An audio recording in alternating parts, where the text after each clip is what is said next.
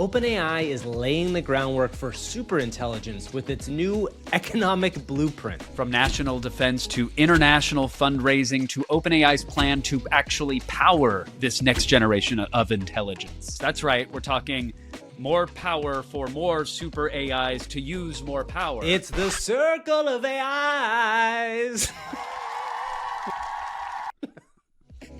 Plus, there's a new AI video model from Luma Labs. Reddit gets its own GPT.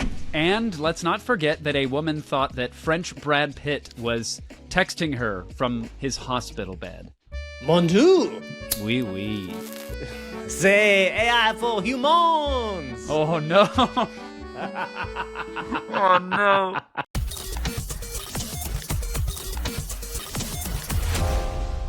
All right, Kevin, big news this week. OpenAI dropped what they called their economic blueprint. And yes, Kevin, it is another OpenAI blog post. We are so excited every time OpenAI and Sam Altman whips out the fingers, taps away at the blog post. And we got in this something pretty interesting. Let me just whip these old fingers out. I like to believe you've got a pair of fingerless gloves on your hip that are like holsters for your fingers. And you just rest them in there. And when it's time to type... Not me. That's what Sam Altman does. You have to imagine Sam Altman doing that. That's Sam Altman. So anyway, way hotter that way. Yeah, this document is basically what is laying out the groundwork for super intelligent AI. Now, let's explain that real quick and kind of why... Yes, in America. This is a very regional document. This is their blueprint for American artificial intelligence domination. That's right. So, and the reason why we're getting this document, and is we've talked about in the show for the last couple of weeks, is there's a lot of heat right now, whether or not it's true or not, around this idea that AI progress is speeding up. And I think the O3 model that they have shown but not released yet at OpenAI, really kind of like ticked off some boxes for people in the world to think, oh, this could go very fast, right? Because we went from O1 to O3, which was a pretty big improvement within 6 months, maybe, let's say. And there's a real possibility that we get an O4 or even an O5 within this year. So, Kev, in this document, we should talk through kind of what it is and why they put it out. First, why they put it out, I think it's pretty obvious. Like, they're setting themselves up to try to be like the great grand steward of AI for Earth, right? Which is definitely a place that Sam Altman has been wanting to put himself. Listen, we are but pattern recognizing machines, us pesky little flesh bags. And I immediately said to you something like that my spidey sense was tingling. I'm like, I felt this moment before. And it was when Dean Kamen and a handful of others, like almost 2 decades ago, were saying, listen, city planners, get ready. You're going to have to figure out how to dig up your roads and get rid of all the infrastructure as you know it, because a little thing is going to be unveiled very soon. And it turned out that was the segue. But that's how Kevin, they were hyping it. That product provides incredible experiences for people in tourist destinations around the world. It did change the world. It did make people roll around the Arc de Triomphe very well, and that is something that has made a difference. So, okay, let's... As a tourist, take them off of curbs accidentally, going full throttle, thinking it would self-balance. So it's a little grandiose of a document, but they are likening this upcoming wave of superintelligence. They're saying that the nation needs to prepare and rally around it the same way we rallied around the automobile, the way that we built infrastructure to allow for cars on a national level to make it around. Like, we need to get ready, get regulation out of the way, and clear a path for OpenAI. Exactly. So that is the grain of salt to take. So I want to walk through the 5 main kind of bullet points they talk about in this document. First is a strategic investment in AI infrastructure. This means we need to substantially spend money on data centers, chip manufacturing facilities, power plants, all that stuff. Number 2 is establishing common sense regulations. OpenAI is trying to say that we need to have a way to safeguard the public while still fostering innovation. Stop me if you've heard these things before. 3 is enhancing national security, which is a big thing that lots of people in the government have been thinking about. And as we've talked about in the show, OpenAI is digging more and more of its heels into governmental work. And I'm sure the government itself is digging more and more of themselves into. In fact, there was a new board member this week that was announced that is part of BlackRock. And if there's anybody out there on conspiratorial TikTok or whatever TikTok is going to become, knows that BlackRock has their hands in kind of everything, including a bunch of governmental stuff. Then the fourth part of this is promoting equitable access to AI. They really want there to be the ability that if there is a super intelligence, that everybody can have equal access to it. And finally, Kevin, this might be the most important part for OpenAI, attracting global AI investments. So the OpenAI in the document talks specifically about the fact that there is $175 billion for global funds for AI projects, and they want the U.S. to attract those funds and not let it go to other countries. So really what this is like a bull post. This is like a bull post about the state of where AI could go. I think ultimately, to me, this document does read like a company that is trying to kind of put its flag in the ground to be the leader in the space. And obviously right now they are. And I'm just kind of curious to know, like, say we get to a super intelligence within a couple years. Do you think this gives them like a huge advantage if they were able to kind of bring all these pieces together versus, say, a company like, I don't know, Google or Meta? Right. Well, I mean, we covered this space literally each and every week. And I would say that this country would have some disadvantages stacked up against it. Namely, like we have depending upon who you ask, a power grid that isn't really up to snuff for the needs as we need them today. So what happens when suddenly there's an exponential growth in the need for that? Chip manufacturing. I know we're bringing more online in this country. Yeah, that's great. Except can we get it? Can we get it here? Because we're probably going to need some new chips for super intelligence, right? So when you look at those pillars that you stacked up, national security, all of those things, yeah, I think we are going to have to make some real big decisions on a national level if we're going to be if we want to retain the lead, that supposed lead that we have as a country right now. Yeah, and I think an interesting thing, this is kind of a tangential thing, but many people in the world are aware that TikTok might go away in America on Sunday. And the reason why TikTok might go away in America on Sunday is not just because they don't want your kids to be watching skibbity toilet type content. In part, it's that. It actually is part of that. But the bigger part of that is that it's owned by a Chinese company, right? And this is kind of the beginning of a Cold War around algorithms and technology. And you mentioned the chip thing. Most of the world's chips come from Taiwan, and Taiwan is very close and very controversially connected to China. That is a big problem. And I think that's a major thing that people are thinking about at the highest level.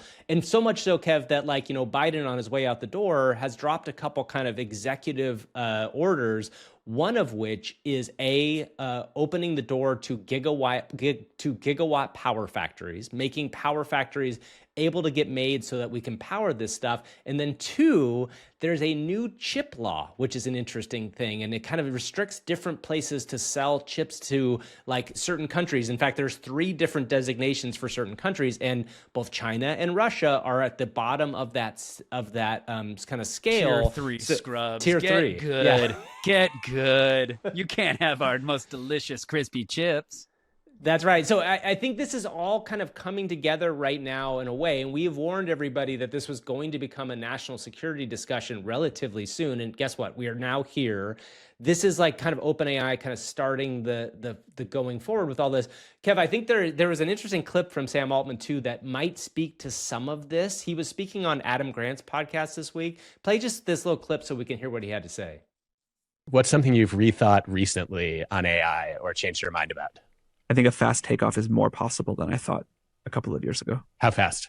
Feels hard to reason about, but something that's in like a small number of years rather than a decade. Wow. What do you think is the worst advice people are given on adapting to AI? AI is hitting a wall, which I think is the laziest way to try to not think about it and just, put it out of sight, out of mind.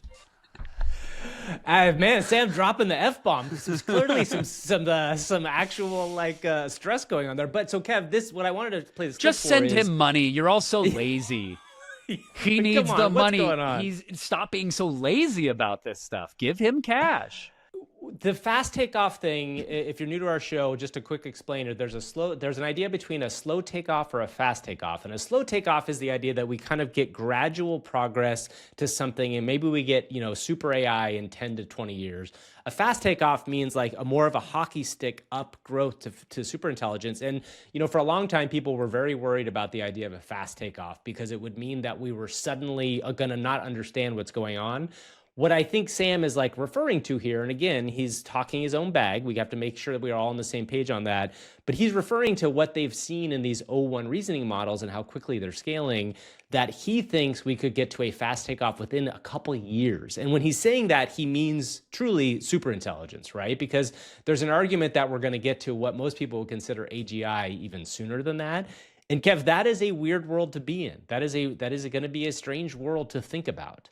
It feels so hard to wrestle with the notion that Sam Altman is saying now he believes that a fast takeoff is more likely, along the backdrop of like, hey, we literally don't have our power grid together to make this stuff happen. Hey, the chips are still being made and there's not enough of them globally to go around to power all of this stuff.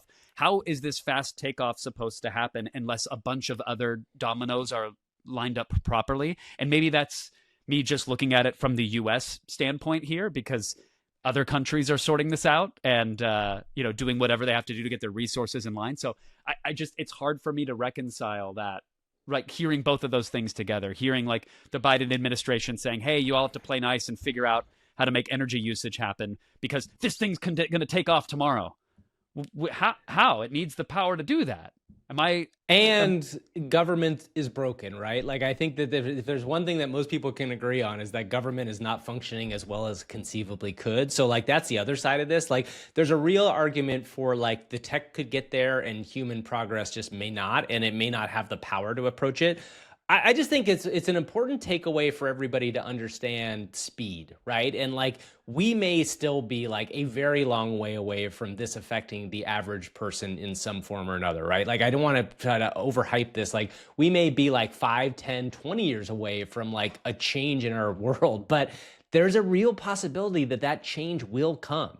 And I think that that's the important kind of takeaway from this is that like, as Kevin mentioned, OpenAI did compare this to the advent of the automobile, which transformed the way we moved around the world. But this could be something even larger because the automobile was just a tool for us to use and isn't necessarily a new version of us, right? And like, that's the bigger difference, I think, to think about here. And Kev, I just think from a speed standpoint, there were just very quick things I wanted to point out that really have shown lately how fast the world is moving. First and foremost, I think there's an open source model that got dropped that was made for $450 that conceivably is as good as O1. You were the one who pointed this out to me, which is just a crazy thing. Sky T1, the UC Berkeley released, as you said, it was a $450 version. That was the cost to train this model using pre-existing models. And this is the scaling on inference or thought time compute,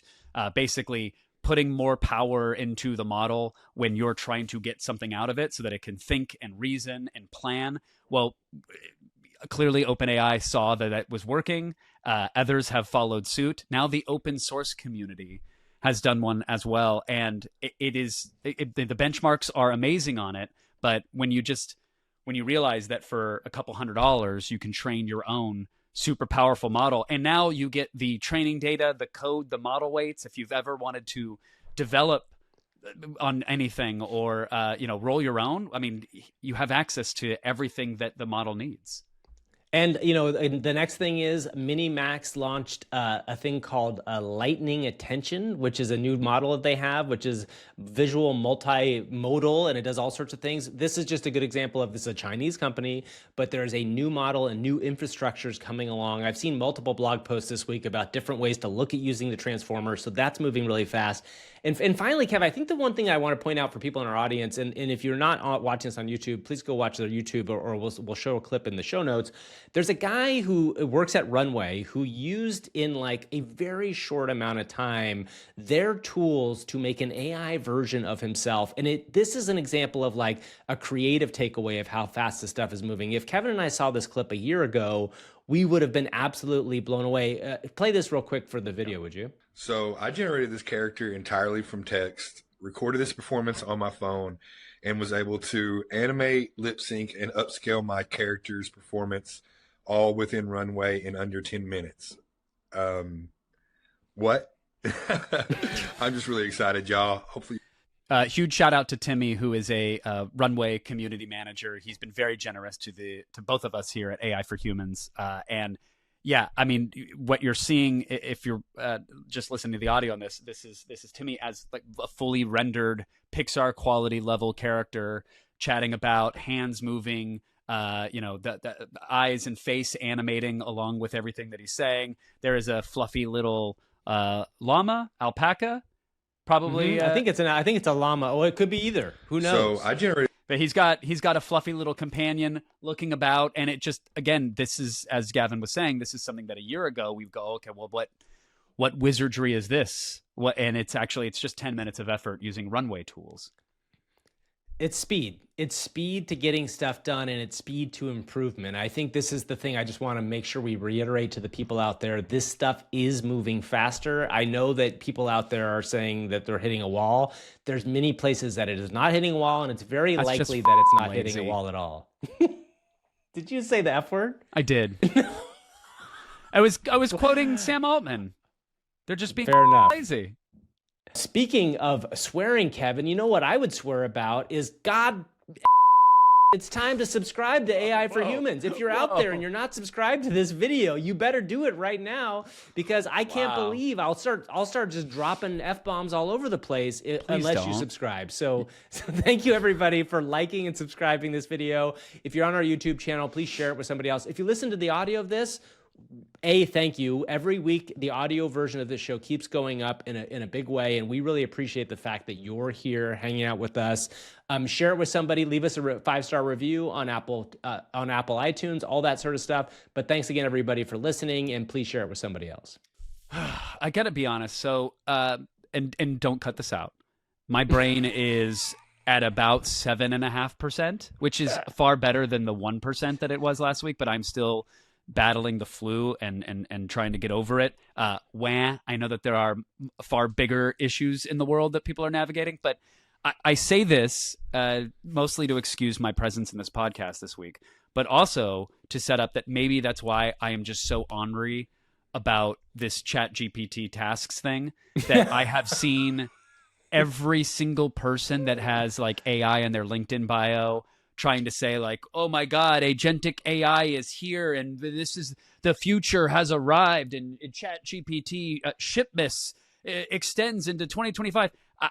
We're going to get into it, but this is so not it, and I'm so angry about it for some reason, and I don't know if it's because I just still don't feel well, Gavin, or if I am justified to feel so angry at everybody who claims this is like an amazing feature. I don't think you're wrong, and we should talk about so ChatGPT shipped something new today. So shipments did not end in December. It's here again. They shipped a product called GPT Tasks, and what this essentially is the ability to, I guess, essentially set reminders for your GPT or ChatGPT to do. And you know, people online, as you say, the AI influencers, the hype beasts, are kind of talking about it as agentic AI. In my mind, this isn't that. It's really like just telling you to do stuff. This is it's like a pop-up Windows almost. Power toy. Yeah. Like, remember the PowerShell toys from back in the day? Like, you can schedule basically something for GPT to do for you. And I'm like, okay, show me the 12 examples that are going to destroy my world and make me want to fire my children and leave my wife.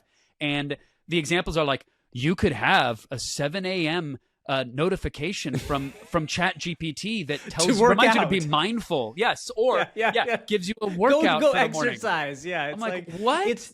You can just the same thing as you could do that in anything, right? It's basically a calendar. It's a calendar invite for a certain thing, right? I think the problem here is people have been waiting for OpenAI's Operator, which is their version of Anthropic's computer use, which means that the computer can actually go out and do stuff for you.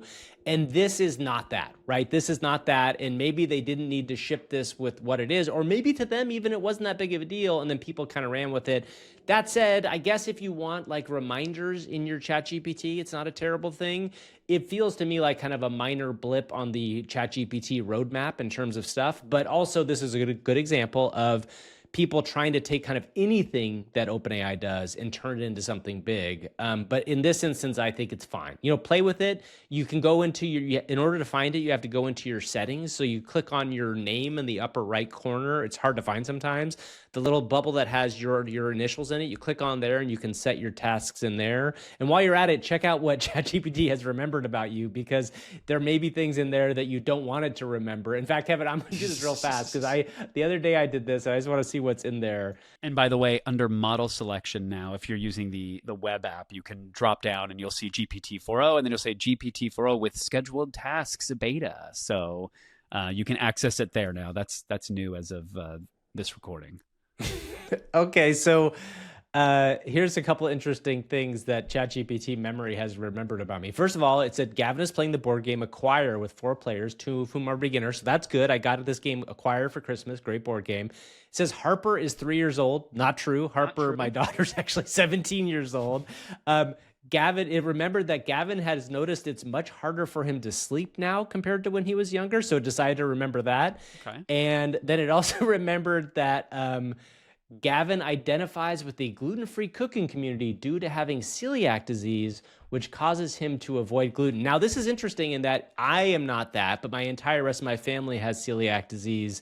So that is something that's remembered. I just think it's really interesting to go into your memory, which is, again, in the settings tab of GPT, and see the things it has remembered. You can take them out if you want to, but I just found it funny to go in and look at a few things in there from time to time. Well, I mean, diving into your own AI's memory is one thing, but what about the collective memory of all of the Reddit users out there, Gavin?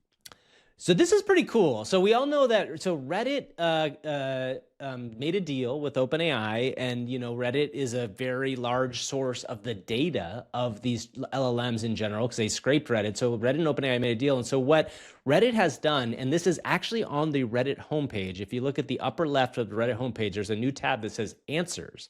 They have created a custom GPT that will give you answers based on their giant data set of Reddit answers, and you can ask it anything. I just think this is cool because it's an interesting use case of a GPT. We've often thought the custom GPTs are kind of an after product for OpenAI and maybe not that big a deal.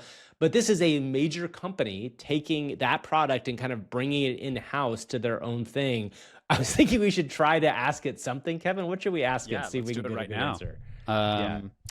Yeah, what do we want? Do we need it to rank like the best snacks while gaming? Oh no, let's that's a good start. But let's have it rank the best snacks while gaming, while your mom is yelling from the upstairs and you're about to go on a crazy 20-person World of Warcraft. What is it called? Real death raid? You want to do a hardcore real death, mode real raid? death raid, hardcore mode raid. The best snacks for gaming while mom is yelling from upstairs and you're about to hardcore raid with your guild. Also, you're 14. Yeah, sure, that's fine. Also, you're 14. All right, here we go. Could not quite figure out what you meant. Try rephrasing the question. All right. Oh, no, that's not a good start for the Reddit GPT. No, it didn't even really try. Well, look, some of the recommended questions here are like nausea tips for pregnancy, worst street style trends, best coffee maker. Best 5 food brands to feed my llama. See what happens then. It's thinking. Couldn't find specific food brands for feeding llamas. However, you might find useful information, and it recommends r/llama, r/farming, r/homestead. Oh, well, that's nice. Now my question is, I'm going to just ask ChatGPT what it gives me an answer for. What are the 5 best foods to feed my llama? Okay, so it gives me 5 foods right away. Now, these are not brands, but it says the number 1 answer is hay, grass, or alfalfa. But This is a really interesting example of like, that should be a question that the Reddit GPT should be able to answer, right? Conceivably. But maybe we're thinking too broadly. Maybe it needs to be more about like video games of some sort. I'm going to ask what it knows about Gavin Purcell. Okay, let's see what happens. It did recommend television, entertainment, and ask Reddit, but that's it. You're It's a so ghost in the weird machine. then. Yeah, Does it- because you it definitely feels- exist on Reddit, Gav. Yeah, I mean, it feels broken in a weird way. Well, anyway, so go try this. We were excited about this, but Well, why don't we maybe give it this like is a nice? Why don't we give it an actual thing we might go to Reddit for? Like Okay, so what's an air fryer without PFAS or PFOAs in it? what is that? You know, like forever toxic chemicals. Oh yes, that's the big new conversation, right? Like the forever toxins. Yeah. Is there an air fryer without toxic chemicals in it? Glass air fryers, the Big Boss, Aroma, and Transonic. Okay. The beautiful those line real? by well, let's see. So what's interesting is that like so you do the search, it gives you the answer as, you know, a clickable thread, and rather than sources, it's, you know, it highlights text in blue like a regular old hyperlink, and I can see here that it says these brands offer glass air fryers which are free from nonstick coatings that may contain harmful chemicals. Then there's a quote, and when you click that, it pulls out on a third tab r/air fryer nonstick PFAS free safe air fryers, and I can see the post by Knockwizzy, or no, Finstraw made the post about it. Knockwizzy had the response, which this is pulling from right now. It says, I did see some on Amazon that use glass. One was the Big Boss, another was from Aroma, et cetera, et cetera. So clearly it's saying, oh, this is the comment that I sourced that from. These all seem to be comments sourced from our cookware and from our air fryer. So well, I mean, that's something. That's then, a like, thing. right? Like, yeah, we maybe went too broad with our questions for it, but like maybe there is a world where this is super useful. I mean, my worry about this is it gets frustrating for a lot of users if you don't get what you want out of it, and like why you wouldn't just use a Reddit search in some ways for this. But I guess it can direct you a little bit better. So it's something I think it's at least worth exploring, because it's a giant internet company that has a giant amount of data now partnering directly with OpenAI on their homepage, which feels like a big deal. I just said, Mom won't stop interrupting my raid. I just want snackies from her. What to do? It won't Nothing. help. You know that thread has to exist on Reddit. There's a Someone must bajillion have of that. those threads. There's a bajillion of those threads out there. All right, we should move on. So big news, Luma Labs dropped Ray 2, which is their new AI video model. It opened with a trailer today, and it is available right now in Dream Machine. Kevin, we always love seeing the next generation of AI video. I've been playing a lot with VO2, which we talked about on the show last week. This looks really good. There's a lot of really interesting descriptive videos that have come out of it. Very realistic looking faces, some physics, and unlike some things, this is out to the public. So Kevin, there's some really fun videos. You sent me one of a guy. Poultry. Yes, weightlifting poultry. There's a chicken just jacked lifting weights above his head. Now, it's not like the weights are perfectly balanced, but like it's definitely something amazing. Hormone-free chicken, Gavin. How dare you? That's full natty. Put it in the air fryer. We also love meat physics on this show, and there is some steak getting sliced up on a cutting board. And if you forget the fact that as the steak is cut, it becomes hotter. For some reason, it becomes steamier. I don't know if you noticed that in the video, like as a slice comes down. Yeah, it's hilarious. Yeah, it's heat activated, but like the actual physics and the look of it's full believable now. Like if it weren't for that steak catching on fire, I would 100% go, oh yeah, that's just stock footage of someone slicing meats. Again, as these things speed up, as we get faster and faster, we are going to see more and more realistic things. Kevin, we've said this a bajillion times, but you know, the idea of prompt to Hollywood is coming quicker. And if you had shown us these, this is coming from a company that is not OpenAI, this is not Google, this is not Meta. This a year ago would have just made my head explode, right? That this is possible. And now I'm looking for every small little thing. I'm looking right now at a video of a guy playing saxophone. And what's interesting is there's this, guy playing saxophone. His clothes change from shot to shot. But behind him, when they cut to the crowd, everybody in the crowd looks like they're rendered pretty well. Now they're doing weird hand clapping, but dude, you gotta realism. stop that crowd frame right there. Gotta 'Cause I know, zoom in on I know it. at a glance. Yeah, I know at a glance. One of the guys in the audience is just holding. He's got a violin, like kind of just held for some reason. He's watching. Yeah. And his arms kind of detach as they go up to slap the violin a little bit. Yeah, it's pretty. It's still a little nightmare fuel if you pause to go. But I get what you're saying. Some of these examples are. Yes. Pretty stunning and incredible. The surrealist banana, anthropomorphized banana man doing taxes. Oh, so great. Yeah. Yeah, that one's fantastic. There's a bunch of Rick Rubins eating Carl's Jr. hamburgers. Did you see that? The 3 bearded men No, in a where's butterfly that one? field? Is that on this thread? Is it on the I think thread? so. Yeah. Here, Oh my I'll god! Well, surface it. that's the AI or Die guys. That's one of the guys from AI or Die. Oh, that's great. not them. That's actually he's one of the guys that makes AI for Die, which we'll Well, talk there you about go. later in the show. Yeah, so they said can confirm it's working. So there is some beautiful stuff here. Cinematic camera lenses, like believable human motion. The big criticism of a lot of AI generated video was that for some reason everything was in slow motion, and now it's a flex, I think, for a lot of these tools to show off just how fast the camera or characters can go zooming about their environment. And Ray 2 looks really impressive. Yeah, I'm excited about this. So it's available now if you have to probably be a Dream Machine Luma Labs subscriber. But this seems like another reason to spend money, Kevin. I hate to say it, but I might have to jump in and spend some money on this, at least for 1 month. We should move on. Let's talk about Asana. NVIDIA launched something pretty cool, and you were excited about this. Tell us what this is. Yeah, remember like 30 minutes ago or so in this podcast, it was probably heavily edited, where I was like, we don't have enough power for all this stuff, and we don't have the chips for this, and like none of this is gonna. Why are we worrying about this unless we can get our ish together?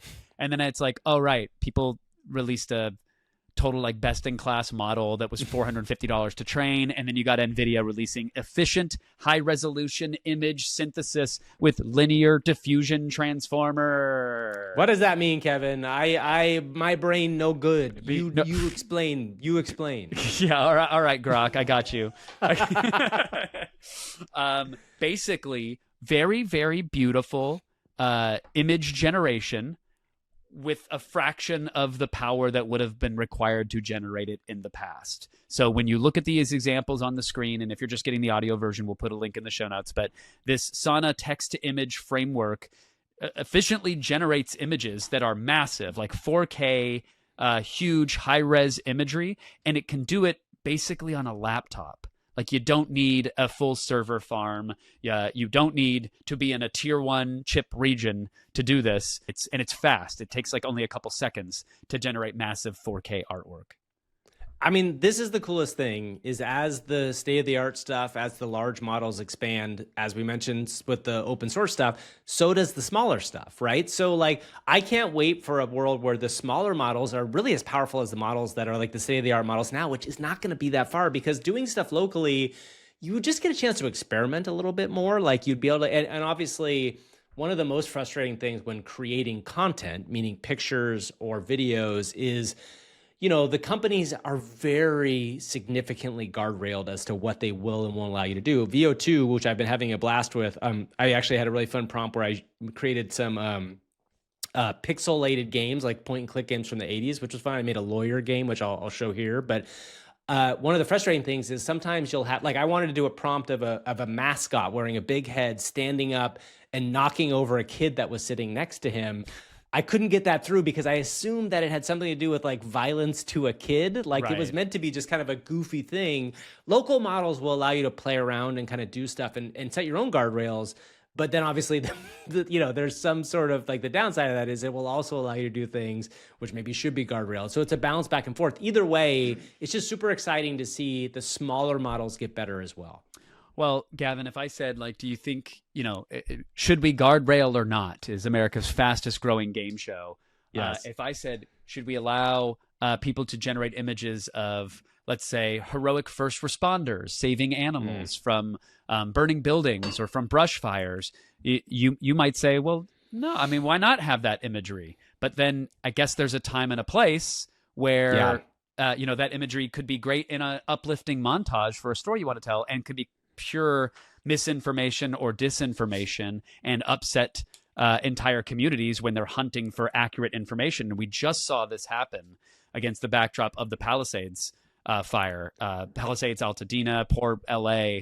I mean, the whole city is not catching a break right now. And on social media, people are even further outraged with AI slop that's been infecting their feeds, again, as they hunt for real-time and accurate information.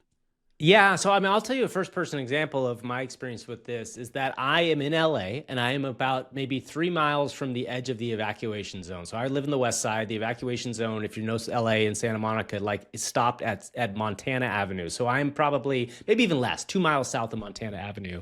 So I was very much in the middle of this search, like looking around for stuff. And what was interesting is, you know, the things that people were sharing, and God knows, like this has been a really hard week for LA. So if you're here, I feel for you. If you were affected by it, I feel for you. But also please know that like this is a really difficult week for many people here. The destruction that happened of people specifically in the Palisades, but in Altadena as well, where their entire homes are gone, almost looks like AI, right? It is that crazy. And so when you start to blur what reality looks like and what AI looks like, you're going to get some weird places in between. There was a photo that went viral of a Lamborghini sitting in front of a house with a giant fire going up. And I will be completely honest with you, I don't even know if that video, if that photo was faked or not right now. Like it definitely feels like it, but it could have been real.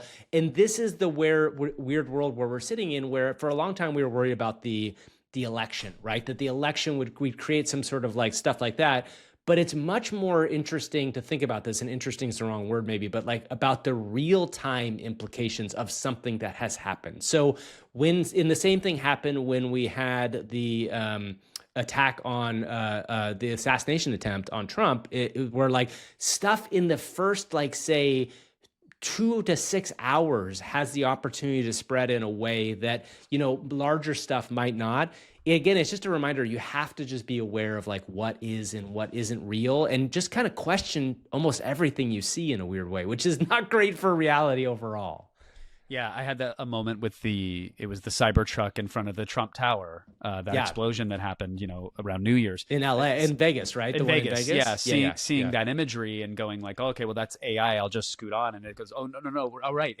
So yeah, I guess it's destructive on both sides, because on one hand, it's very easy to place the disinformation, the misinformation, but it erodes the trust in literally every piece of media that you come by, because these platforms seem to be completely dropping the ball and failing at labeling, and going out of their way to say, well, this, you know, the community notes, if you will, sometimes take hours, days, weeks, or years to appear, and the damage is already done by then. So these platforms have got to get their ish together, and Instagram is one of those. There was a user, Future Writer US, who posted a montage, if you will, of these brave and heroic first responders. And at first glance, you go, oh, okay, it looks like someone's saving an animal from a fire in and around Los Angeles. And then as you look a little further, it's like, wait, it looks like he's almost placing a raccoon into the flames. What is going on here? Like, what is happening? And you slowly start to process, oh, this is AI slop. This is, of course, now you look at it and you go, oh, it's absolutely AI. Of course it is. And the poster claims that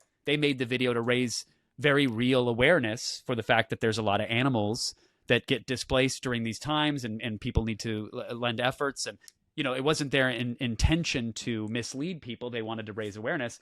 On the other hand, people are saying, hey, wait a minute, you're putting out fake imagery during a time where the real imaging is incredibly damaging. So what are you actually accomplishing here? It's all a very, very complicated, and it goes to what we were talking about before, is that as these tools speed up and get better, it's going to try to blur reality. And actually, this kind of speaks well to our next story, which is a little bit goofier, but still damaging to somebody. There's a story out that a French woman was conned out of 830,000 euros, which is $850,000, by an AI Brad Pitt. Which is really crazy, and I understand why, but like, if you look at some of the pictures that this woman was sent, it is not that different than, like, you know, you hear these stories about people scamming all the time, but this woman had been convinced that Brad Pitt was talking to her, and this is photos basically of him, you know, basically what we've seen done on the show, simple photo swap, face swap photos. The craziest picture to me is the one where, like, he's in the hospital. Like, a bunch of the ones are from him in the hospital, and he holds up a picture that says, "Anne, I love you."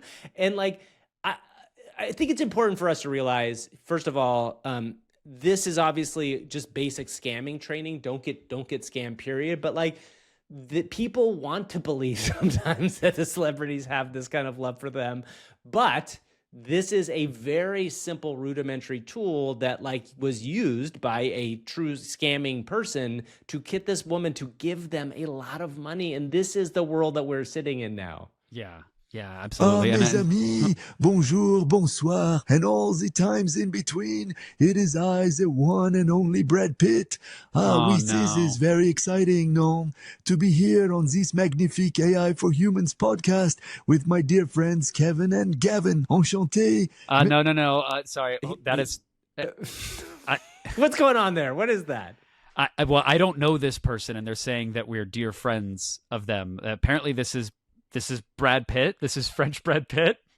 Well, that's exciting. So French Brad Pitt has called into our show, everybody. He is here. Yeah. French. Now, is this real Brad Pitt? Let's ask, because like Mes maybe amis, this is Brad this is a Pitt. special occasion because you have the honor, le grand privilège, to speak with Hollywood royalty. This is the true Brad Pitt, live and in the flesh. Well, audio flesh, c'est la même chose, but enough about me. Ha, who am I kidding? We must talk about me because I am Brad Pitt and my life. Oh mon Dieu, it is so full of glamour and intrigue. I come here with a mission, mes amis, a très important mission. Oh wow. Okay. Well, Trez important mission. Sound like at the end he important started mission. to fall into Sean Penn in Fast Times at Ridgemont High. A Trez important mission, bro. Well, let's ask him what is his mission. While we've got him on the phone, you know, clearly we just talked about this story. This is maybe the real scammer, but he doesn't know that we know that, Kevin. So let's ask him. Let's Sure. ask him on the phone what he thinks his real mission is. yes, real French Brad Pitt. What is your mission here today? You see, I need your help for a super top secret Hollywood project. It is, how you say, an explosion extravaganza. A film with the Okay. panache, the chateau drama, the motorcycles flying off cliffs into the Say, Eiffel Tower. Because motorcycle. this is what we do in Hollywood, And so, mes amis, the Brad Pitt humbles himself before Kevin, Gavin, and the beautiful audience. I say, help me fund this masterpiece. Or, as we say in there it France, is. this is your Yeah. moment to shine like a bechamel sauce on a cloudy day. That is a very common. From someone who's been to sauce France, on a that is a cloudy very day. common phrase. They'll say it's like getting a lay at the airport in Hawaii. They greet you with that. Let's do this. Let's tell him we're excited to fund his film. Sure, we want to sure. put in $25 million and we'll, give him 50%. We only want $25 million. We're going to take 50% of it, see what he has to say, and then see if he just keeps up the ruse until the very end. Do we need to request like a line from the movie or something? Like Oh yeah, maybe he can give us yeah. we'll give him $25 million right now, but we need him to give us a quick couple lines to make sure we understand we're getting the good stuff. And the name of the movie probably as well. my poor wife gets kicked out of our tiny trailer when we do this, and then I can see her sometimes politely trying to Wandering pace and around make waiting sure, when you're going to be yeah, done. make sure we're going to be done. And then it's like, no, honey, it's really, really important stuff. And I'm like, all right, French Brad Pitt, give us the quote about baguettes. Ah, mes amis, Explosion Royale, Love Under Fire, the title alone, no? I play Jacques d'Explosion, a French spy who falls for Isabella Flambé, the cartel leader powering a robot with baguettes, drama, romance, and action. Bam! The quote? Picture these, flames everywhere, shirt ripped. I look deep into Isabella's eyes and say, love is like the dynamite. You light the fuse and you run towards the boom. She replies, you are my boom. You are my boom. You are my boom. French Brad Pitt. Oh, yeah. Boom. Boom. All right, everybody. You That's are French my Brad Pitt. boom. We'll send him away probably to jail for a while. We want to talk about some of the stuff we saw that other people did this week. It's time for AI. I play What- Jacques d'Explosion. It's time for French AI. See spy. what you did there. Sometimes you're scrolling without a care. Then suddenly you stop and shout. AI, see what you did there. AI, see what you did there. Okay, so Kev, first and foremost, I want to shout out something. This is from an ex-user named Aya Bach, Ayaboch, and she has a startup, and I've been following her startup for a little while, and the startup's name is FASHN, FASHN. It's a web app, and she took something that we've seen before, which is kind of this AI try-on thing, and she's obviously selling clothes using it. But the thing that she added, which I thought was just a really cool way of adding an element, is that she basically has the AI try on the device, but then has a little bit of a motion movement going on, meaning that she plugged it into a video model. So if you haven't seen these tools before, you upload a picture of yourself, you see a photo of a t-shirt, and then you can generally get that t-shirt on you. There's an AI model that allows you to do it. This just allows you to see it in motion, which is just the next step, and I think it's a very cool thing. Yeah, I mean, I could see this being a plugin for websites and stuff as you're browsing about and wondering, how is that going to look on me? Let me click this thing and take a peek. But very simple, but seems to be elegant implementation of tools that we've referenced before on the show. But again, that's like, this is the new thing, right? So a new tool comes out, a new white paper and a piece of code, and someone goes, okay, well, how can I productize this? How can I turn this into something that is one-click usable for everyone? So kudos to FASHN. And the next thing up is a new episode of AI or Die has launched. I think we talked about this briefly on the show before, but AI or Die is a very fun, like Adult Swim length show. It's usually 10 to 15 minutes. And what this is 3 guys got together and they basically make like mini sketches using AI. And there's some really good stuff in this one. There's Robert Downey Jr. stars as a character from one of the other things they made. There's some really strange stuff. And what I love about AI for Die is that they lean into the weirdness of AI video. Now, all these videos look great. Like they've clearly upgraded in terms of using the most recent AI video tools and all that stuff. But they often do the things that are very funny with AI that we think work. Like, there's a video of a guy like running around on the ground in his underwear, and he's just kind of like moving around like a car. Just fun stuff. It's a really great use case of AI, and we always love to shout out really good AI creators, so go check it out.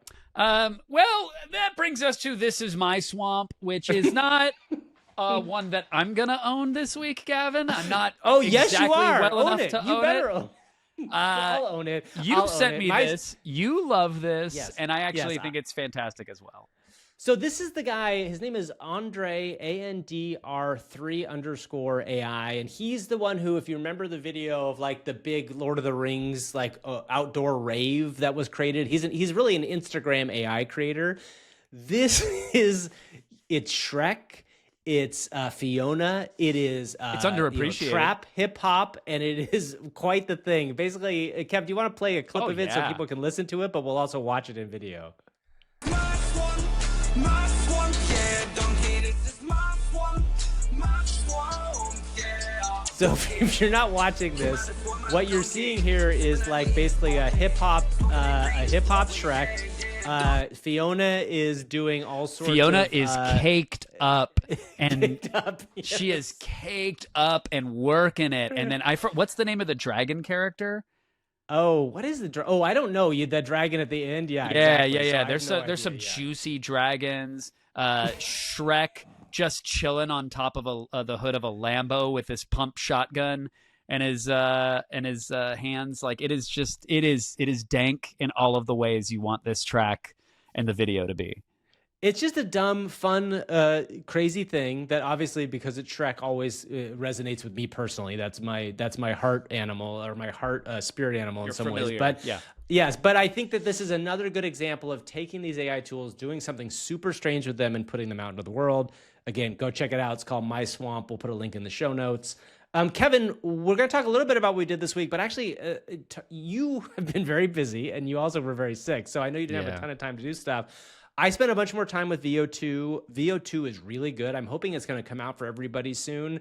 I'm in the process of trying to make some sort of new mayonnaise commercial thing, but that has taken off and people have really loved it. The thing that I keep thinking about, Kev, that I want to do, and if anybody in our audience is out there that is interested in thinking about this too, there's a guy who I love on YouTube named AI Explain. So AI Explained is a very good YouTube channel that he is much smarter than us. If you're looking for kind of an edge case, learn about the hardcore tech of where these AI models are going, he's a great follow. And he explains stuff relatively easily for most people. Now, it might be a little above some people in our audience. That's okay. You should try it.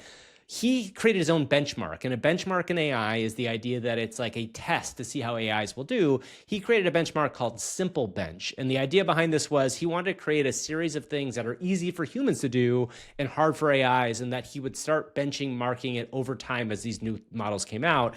And benchmarking is a super important point of all AIs because it helps you see how they're getting better over time. I have been thinking a lot about, I saw a tweet from somebody, I can't remember who it was, but I keep thinking about the idea of a comedy benchmark or some sort of benchmark that is about, can this AI be funny? And I think you and I both know that AIs in general have failed to be mostly funny, unless, it's like we force them to be funny in some form or another. But in general, comedy is a really hard thing. When I say comedy, it's obviously comedy itself is very broad, but joke telling, surprising people with comedy, making analogies that don't feel cliched, making comments on things like that. So I've been thinking a lot about what it would look like to make a benchmark for creative stuff, but in specific comedy. And then you had mentioned it'd be interesting to see a benchmark for poetry. And to me, that's an interesting kind of part of this conversation as well. Yeah, I mean, look, the most benchmarks, I shouldn't say most, but I think I can say most. A lot of times there is a right answer or a wrong answer, right? It's a coding or a math or a physics-based scientific question, and you either get it or you don't. But here, the results can be completely nebulous, right? When you're dealing with any creative pursuit. And so, I'd love to see how it, there has to be a dad jokes or a pun section to this benchmark, right? And we can see how this LLM performs against everybody's father. I would love to get feedback and figure out what this looks like. Well, there's interesting because there is a database of our jokes. Speaking of Reddit, somebody scraped all of our jokes. And if you know our jokes, if you're a Reddit user, it's pretty much like dad jokes or jokes that are kind of set up punchlines. And I do think that's a way to get into it. I think it could be interesting. Right now we have, our French friend. Maybe we can have our French friend try to tell us a joke before we go as a sense of this. But I do want to mention, this is something that I'm kind of seriously thinking about right now. If anybody in our audience is kind of interested in the idea of this, pop into our Discord and spend some time in there and kind of engage with us because we're there pretty often. Oh, the other thing, while Kevin's setting up our joke here, we have a newsletter, everybody. It's on AIforhumans.show. You can find the link there, but subscribe to it. It comes out every Tuesday morning. We think you really like it. A lot of people really do, so go check that out. Did we get our French friend to come up with a joke for us, Kev? Of course, yeah, and there's no going back from this once I hit generate, Gavin. I want you to know that. I just asked AI Brad Pitt for its best joke ever to end the podcast, and I'm letting you know now, I can't go back from it once I hit the button. We're done. So do you have everything out that you need out for this? I have everything out. Okay, so here it comes. This is a good example of how good the AIs are at humor right now and why we have to figure out a benchmark. Ah, mes amis, you want the joke? Très bien. Why do the French only eat one egg for breakfast? Because one egg is enough. Haha, magnifique, non? The comedy, it flows like the fine Bordeaux. Honestly, at least it made sense. At least it made sense. Thanks, Bye. everybody. Bye. We will see you all next week. Stop Bye. the record.